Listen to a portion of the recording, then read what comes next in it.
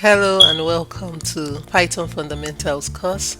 My name is Mildred and I am your instructor for this course. Python is part of backend development. Now, Python programming language is best suited for scripting. If you just want to write scripts to perform a particular task, if you want to do data analysis, if you want to have complex mathematical and statistical computations, or you want to have some scientific analysis also. But it is also used for web development. Now, in this course, we are only going to look at all the foundational concepts that you need to really be a good developer, so that when you move into the advanced course, you can actually build software for production. For this course, we are going to use Visual Studio Code as our IDE, and we need Python 3.9 and above. You always want to have the latest version of Python. Alright, so if you haven't taken our Understanding Programming and Software Development course, it is free. It is 4 weeks. I advise you to take it first before this, or you can take it concurrently so that you can understand the terms that we are going to use.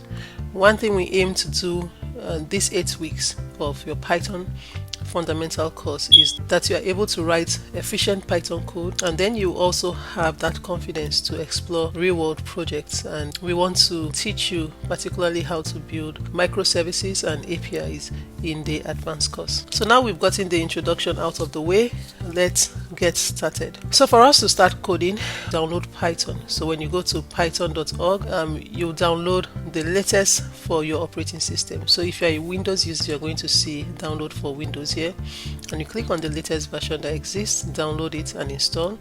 Then you head over to Visual Studio Code, and then you download the latest for your operating system. So if you're a Windows user, you see Windows here. For those who are connecting via a phone, or you want to use your phone throughout this course or to practice, you can use our CodePad. When you log on to the school site, you can find the CodePad here, where you select the language and then you start coding in the pad like this, for instance. And then when we run, we should see the output below. So if you're using your phone, you can use the CodePad. No installation is needed. If you want to be a software developer, you have to have a system, a PC at some point.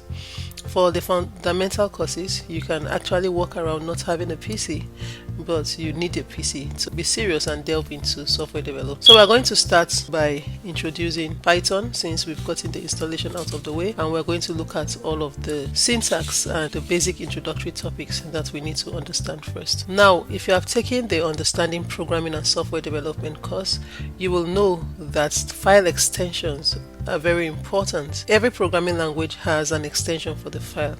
The extension is after the name, the dot, whatever it is. So if we have a PDF file, we have .pdf. If we have a Microsoft Word document, we have .docs, and so on. For Python, the extension is .py. So we have that file open, and we want to write our code on that file. So if you are using Visual Studio Code for the first time, I just installed this for this course. You will have suggestions on the things to install, or you can go to Visual Studio Code site and look at all of the extensions that you can install for you. In Python, a line of code is called a statement. When I start typing any code, that line is a statement. When I start a new line, the previous statement has ended. We also have something we call a block of code, which is a group of instructions that are written together and are treated as a single unit and will be executed line by line until it is completed. We'll look at all of that as we go along. But the first principles we need to know is the Zen of Python.